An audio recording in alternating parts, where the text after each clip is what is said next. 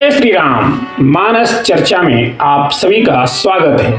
आइए आज हम सब प्रताप भानु की कथा का आनंद लें। विश्व विदित एक कैकेय देशु, सत्य केतु तह बसई नरेशु। याज्ञवल्क्य जी बोले, भरद्वाज जी एक कथा और सुनो। और वो कौन सी कथा सुनो? प्रताप भानु की विश्व विदित एक कैकेय देशु, सत्य केतु तह बसई नरेशु। सत्य केतु नाम के राजा कैकेय देश में हुए। उनके पुत्र प्रताप भानु अपर सुतहि अरिमर्दन नामा। तो कहा कि बड़े पुत्र को राज्य देकर सत्य केतु वन में गए। प्रताप भानु बड़े धर्मात्मा राजा, पर एक बार की बात, सब राजाओं को हराकर सम्राट बन गए प्रताप भानु। एक बार वे शिकार के लिए गए, मार्ग में सूकर दिखाई पड़ा। राजा हठ के कारण उसके पीछे पड़ गए। सब साथ छूट गया। अति अकेल बन विपुल कलेशु। अकेले जो संग में थे उनके बिना भी चले गए। क्यों? किस कारण?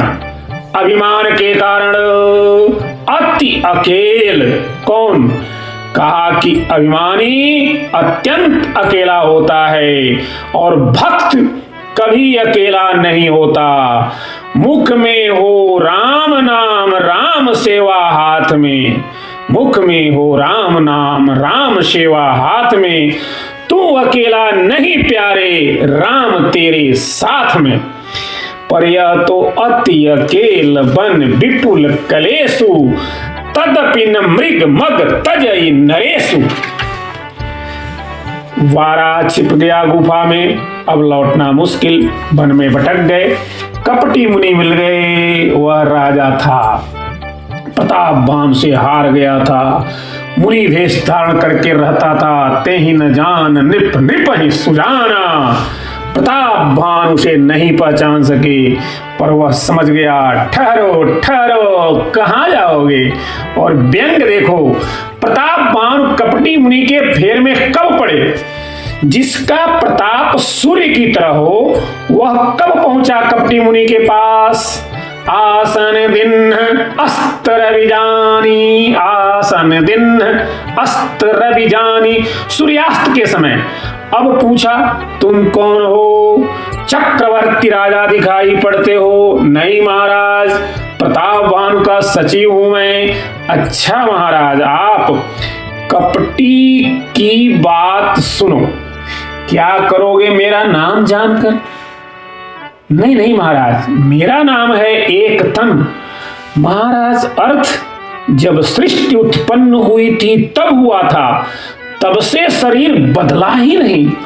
बड़ी कृपा, आपका दर्शन हुआ। बोले, छिपा रहता हूं, एक वरदान मांगो, बुढ़ापा न आए। कपटी मुनि बोला, एवं अस्तु, ऐसा ही होगा। केवल कहने में क्या कठिनाई है? हो या ना हो, तुम्हारा बुढ़ापा नहीं आएगा। ऐसा कभी हुआ है क्या? प्रताप भानु बोले, बुढ़ापा नहीं आएगा। बोले, नहीं, लेकिन एक बात है, मौत तो आएगी। बुढ़ापा न आए पर मृत्यु, वह तो आएगी। बोले, यह वरदान है कि साफ है। बुढ़ापा न आए, बीच में ही साफ। जरा मरण, न बुढ़ापा आए न मृत्यु। हाँ, यह ठीक है। तो रोग तो होंगे ही। हाँ, दुख रहित तनु, 3 हो गए। 3 वरदान मांग लिया है। न बुढ़ापा आए न मृत्यु, दुख रहित तनु, 3 हो गए। अच्छा, यह भी होगा, युद्ध में कोई जीते नहीं, समर जीते नहीं कोई। कपटी ने कहा, जाओ ले जाओ, एक छत्र हमारा ही राज्य। यह भी होगा, शत्रु कोई हमारा रहे नहीं और 100 कल्पों तक राज्य हो। कपटी मुनि ने कहा, होगा होगा, लेकिन एक बात है। क्या?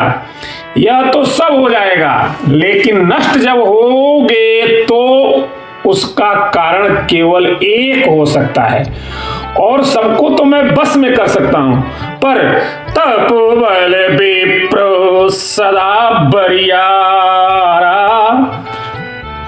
ब्राह्मणों के बस में करो। कैसे होंगे? तो बोले मैं तुम्हारे पुरोहित के रूप में आऊंगा और पुरोहित, तुम्हारा जो पुरोहित है उसका हरण करके मैं ले आऊंगा, मैं बनाऊंगा और तुम परोसो, मैं बनाऊं और तुम खाना परोसो। 1 वर्ष तक ब्राह्मणों को आमंत्रित करके भोजन कराओ, वे तुम्हारे बस में हो जाएंगे। अब सो जाओ, गई निशि बहुत शयन अब कीजिए। काल केतु आया, कितना बढ़िया संकेत है। सत्य केतु का बेटा काल केतु के चक्कर में पड़ गया। सत्य केतु का बेटा काल केतु के चक्कर में पड़ गया। बड़े बड़े सत्य केतु काल केतु के चक्कर में पड़ ही जाते हैं। काल प्रधान है, तभी तो बाबा गोस्वामी जी लिखते हैं, तुलसी जस भवितव्यता तैसी मिले सहाय, आपुन आवे ताहि तहां ले जाए। प्रतापवान को सोते में ही पहुंचा दिया महल में। राजा जागा, सवेरा नहीं हुआ था, किसी को पता न लग जाए, इसलिए फिर चला गया।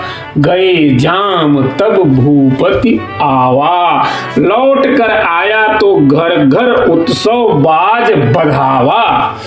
वह काल केतु ही पुरोहित का हरण करके लाया, स्वयं पुरोहित बन गया। आप विरच उपरोहित रूपा, राजा को ब्रह्मस रहा न चेत।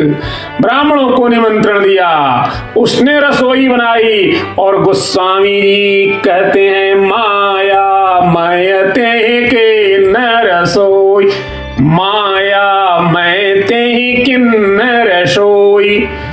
है ही नहीं या माने नहीं या माय ने, जो है ही नहीं, जो है नहीं वैसी दिख रही है। व्यंजन बहुत बन सकई न कोई, व्यंजन बहुत गन सकई न कोई, या व्यंजन बहुत बन सकई न कोई।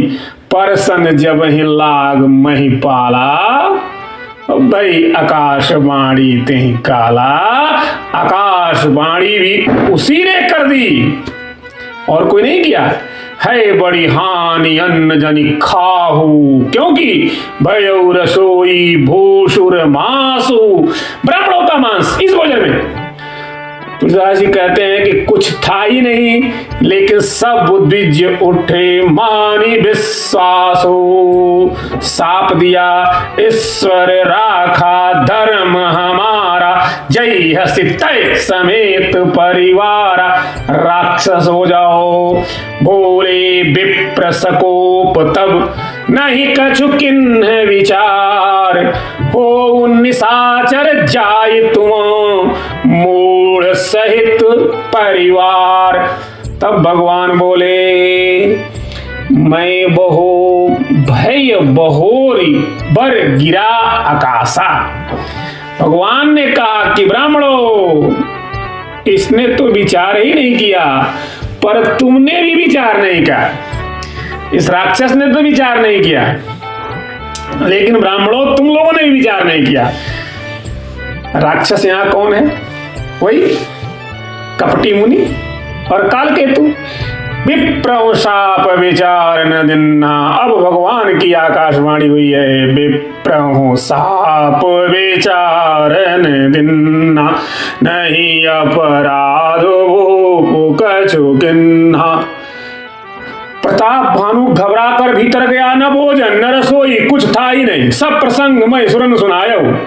ब्राह्मणों ने कहा, भूपति भावी मिटे नहीं, यद्यपि न दूषण तोर। भूपति भावी मिटे नहीं, यद्यपि न दूषण तोर।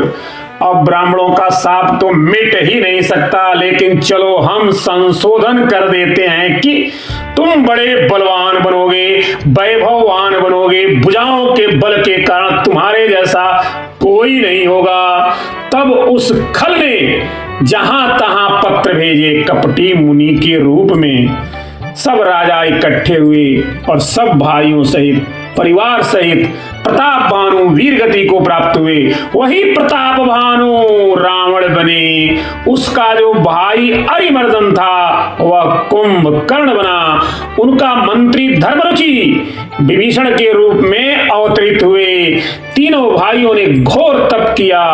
रावण, कुंभकर्ण और विभीषण ने ब्रह्मा जी ने वरदान देने के लिए, ब्रह्मा जी उन तीनों को वरदान देने के लिए प्रकट हुए, धरा पर आ गए। शंकर जी को साथ भी लेकर आए। ब्रह्मा जी अकेले नहीं आए, शंकर जी साथ में हैं। रावण ने कहा कि हमें कोई न मार सके, लेकिन बानर मनुज जाति दुई बारे, बानर या मनुष्य मरे। विभीषण जी ने भगवान के चरणों में प्रीति मांगी। कुंभकर्ण कुछ मांग रहा था, कुछ मांग गया। मांगना कुछ और चाहता था, मांग कुछ और गया। 6 महीने की नींद मांग ली और 3 ही दे बर ब्रह्म सिधाए। उन लोगों को वरदान देकर ब्रह्मा जी और भगवान शंकर जी दोनों वहां से प्रस्थान कर गए। ये थी प्रताप भानु की कथा। आगे हम इसके बाद राम जन्म हो रहा है, राम जन्म की कथा का आनंद लेंगे। आज के लिए आप सभी को जय श्री राम, जय हनुमान।